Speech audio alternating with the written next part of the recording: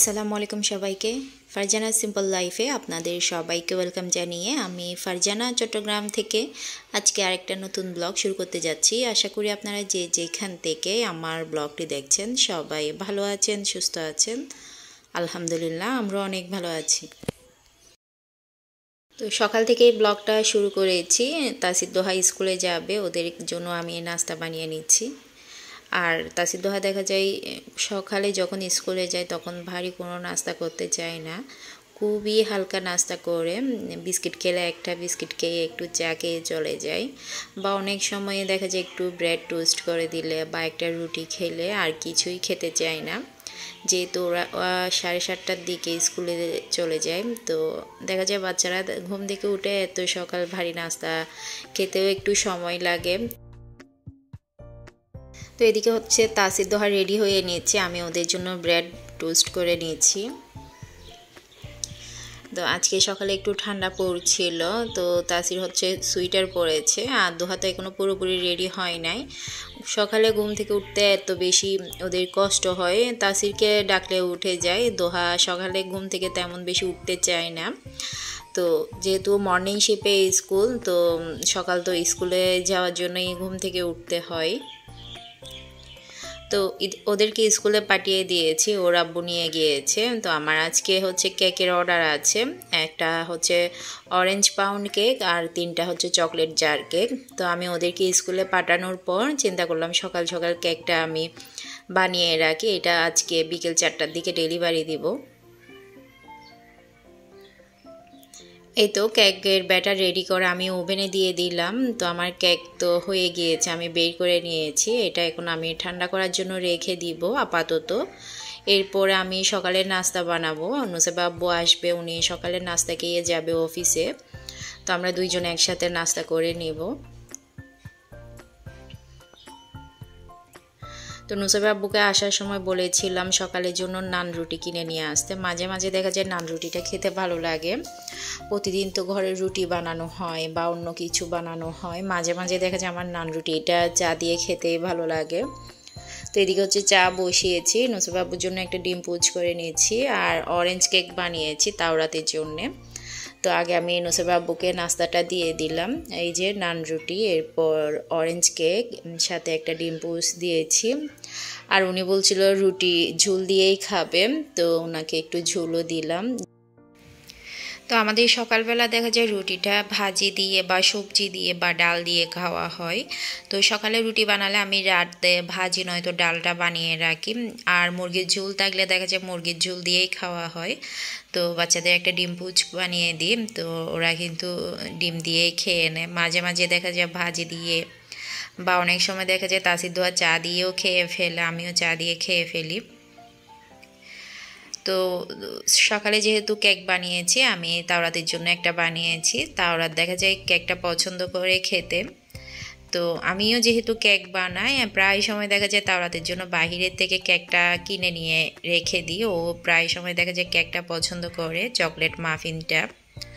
তো সব সময় তো ঘরে কেক বানানো হয় না, তো আমি যখন অর্ডারের কাজ করি তখন ওর জন্য একটা ছোটো করে বানিয়ে রাখি।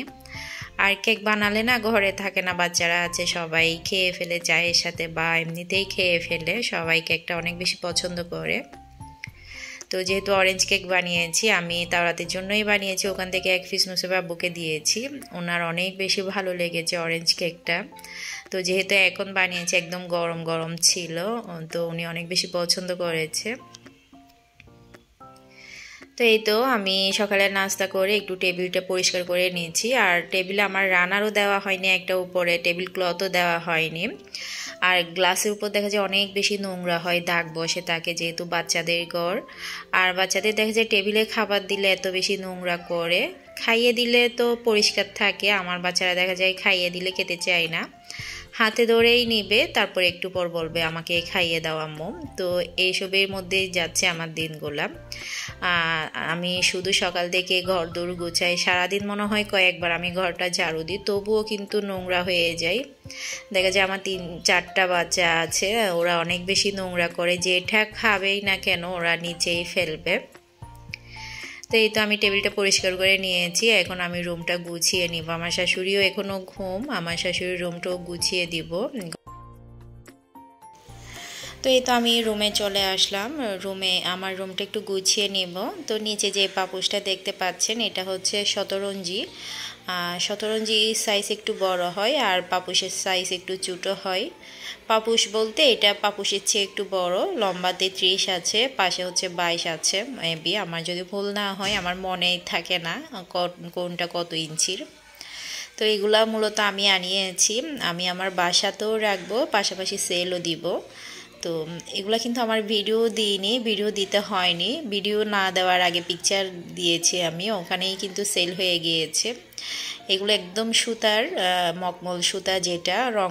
তো এই কোয়ালিটির হচ্ছে আমি অনেকগুলো শতরঞ্জিও সেল দিয়েছি। তো এই পাপোশটা মূলত আমি আনিয়েছি বাসার জন্য, তো একটু বেশি আনিয়েছি, পাশাপাশি আমি সেলও দিয়ে দিয়েছি। তো এই তো আমি বাসার জন্য 4টা রেখেছি আমার 4 রুমের জন্য। এগুলা বিছনার পাশে দিলে ভালো লাগে, আর এগুলো কিন্তু কোয়ালিটি অনেক বেশি ভালো, একদম ওয়াশ করতে পারবেন যেরকম ইচ্ছে সেরকমভাবেই কিন্তু ওয়াশ করা যায়, যেহেতু সুতি হওয়ার কারণে। তো সুতি জিনিস কিন্তু অনেক বেশি আরামদায়ক, সেটা হোক পাপোশ বা কাপড়। আমরা ব্যবহারের জন্য বিশেষ করে সুতি জিনিসটাই কিন্তু নির্ধারণ করে থাকি, বাসাতে যেই কাপড়গুলো ব্যবহার করি বা যে জিনিসপত্রগুলো ব্যবহার করা হয় না কেন, সুতি জিনিস কিন্তু অনেক বেশি আরাম হয়। তো বিছনার পাশে যেহেতু দিয়েছি আমি এই মখমল সুতার শতরঞ্জিগুলাই দিয়েছি, যেগুলো আর শতরঞ্জি কিন্তু বরাবরের মতো আমারও অনেক বেশি ভালো লাগে।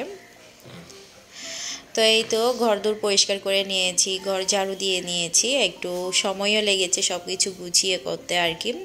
এখন প্রায় জুহুরের সময় হয়ে গিয়েছে, তো আমি এদিকে রান্না বসিয়েছি। আজকে রান্না করব হচ্ছে ডাল আর ভাত, তো আগে বসিয়ে দিয়েছি, এটা হয়ে গিয়েছে। তারপর ভাজি বানিয়েছি বাঁধাকপি গাজর দিয়ে, একটু আলু দিয়ে মিক্স ভাজি করেছি, ডালের সাথে খেতে ভালো লাগবে। আর এদিকে হচ্ছে মাছ রান্না করে নিয়েছি, পাবদা মাছ, একটু টমেটো দিয়ে। আর পাবদা মাছ দেখা যায় আমার কাঁচামরিচ দিয়ে খেতেই ভালো লাগে, একটু ঝাল করে যদি রান্না করি। তো আজকে কয়েকদিন ধরে কিন্তু আমি শুকনো মরিচ দিয়ে মাছটা রান্না করছি। তো এখন যেহেতু একটু গরম পড়ছে, গরমে দেখা যায় কাঁচামরিচের তরকারি তেমন বেশি আর খাওয়া হবে না। যখন শীত ছিল, ঠান্ডা হওয়ার সময় ছিল আর কি, তখন প্রচুর কাঁচামরিচ দিয়ে তরকারি খেয়েছি।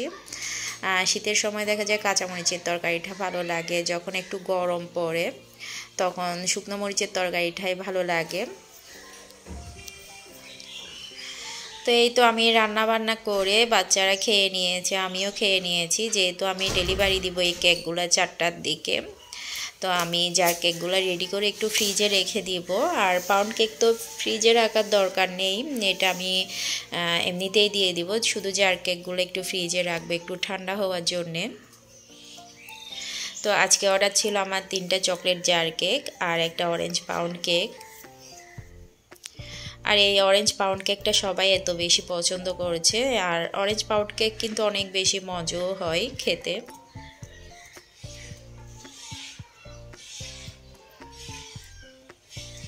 আমি শহরে আসার পর থেকে মনে হয় বেশিরভাগ সময় আমি অরেঞ্জ কেকটাই ডেলিভারি দিচ্ছি, সবাই অনেক বেশি পছন্দ করছে অরেঞ্জ ফ্লেভারের কেকটা।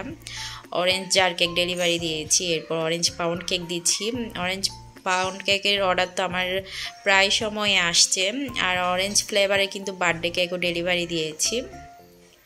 আর অরেঞ্জ পাউন্ড কেক ডেলিভারি দিলে এগুলো আমি কিন্তু স্লাইস করে দিই না, কাস্টমারের পছন্দ মতো স্লাইস করে নিবে। তো আজকে আপুকে আমি স্লাইস করে দিচ্ছি। এখানে যেহেতু 9 ইঞ্চি মোল্ডে অরেঞ্জ পাউন্ড কেকটা বানাই, এখানে 12 পিসের মতো অরেঞ্জ পাউন্ড কেক হয়েছে। তো একটা 7 ইঞ্চির মোল্ড আছে, অনেকে জিজ্ঞেস করেন আপু আপনি পাউন্ড কেকটা কয় ইঞ্চি মোল্ডে বেক করেন। তো 7 ইঞ্চি মোল্ডেও কিন্তু বেক করা যায়, এটা কিন্তু হাইটে আরও উঁচু হবে, সাইজ একটু নিচু হবে আর কি। তো আমি 9 ইঞ্চি মোল্ডে বেক করেছি, এটা কিন্তু বড় সাইজ। এই যে আমি আপনাদেরকে একটু মেপে দেখাচ্ছি, 450 গ্রামে 1 পাউন্ড হয়, এইটাও 1 পাউন্ড, 1 পাউন্ডের একটু কম হয়েছে। নিহাফকে থ্যাংক ইউ দাও। তাওরাত এভাবে না, থ্যাংক ইউ বলো। থ্যাংক ইউ দিবে না, একটা লাকি আপুকে একটা থ্যাংক ইউ দাও। এটা থ্যাংক ইউ।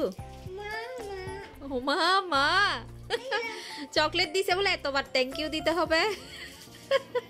লাকি ও মামা, আম্মুকে একটা দাও, আম্মুকে একটা চকলেট দাও। টুনটু, খালামণিকে একটা চকলেট দাও। দেখো আমার টুনটু দিচ্ছে আমাকে, দেখছো আমার টুনটু আমাকে চকলেট দিচ্ছে। হ্যাঁ, টুনটু তো আমাকে চকলেট দিছে, তুমি দাও নাই। না, এটা নিতে পারবে না, এটা তো মিনহাফুর, এটা মিনহাফুর। নাও টুনটু নাও।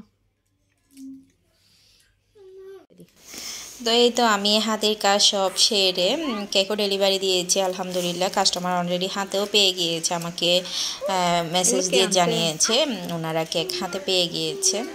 তো আমি আসলাম অরিনের বাসায়, তাওরাতকে সাথে নিয়ে আসলাম। আর এটা হচ্ছে কিপটা তাওরাত, ওর হাতে যদি কিছু যায় ও কাউকে দিবে না, ও অন্যজনের কাছ থেকে নেবে। আমাকে মিনহা চকলেট দিয়েছে, ও কিন্তু দেয় নাই। আর ওকে থ্যাংক ইউ দেওয়ার জন্য বলেছি, ও তো বিরক্ত হচ্ছে, ও মা মা বলছে। আর তাওরাতের কথা হচ্ছে চকলেট দিলে কয়বার থ্যাংক ইউ দিতে হবে, তো আমি ওকে থ্যাংক ইউ বলার জন্য বলছি, ও বিরক্ত হয়ে বলছে এটা। তো এই তো এখন বাজে প্রায় 9টা কি 10টা। আমি অরিনের বাসায় অনেকক্ষণ ছিলাম। তো অরিনের হচ্ছে কয়েকদিনের মধ্যে সিজার হবে, অলরেডি তো বেবি চলেই আসছে, যেহেতু আমি ব্লগ একটু দেরিতে দিই।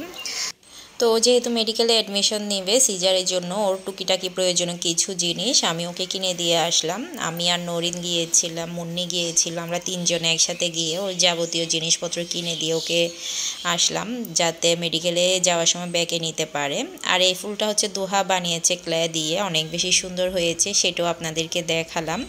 তো আমার আজকের ব্লগ এ পর্যন্ত। সবাই ভালো থাকবেন, সুস্থ থাকবেন, নিরাপদে থাকবেন, অবশ্যই আমাদের সবার জন্য দোয়া করবেন। আসসালামু আলাইকুম, আল্লাহ হাফেজ।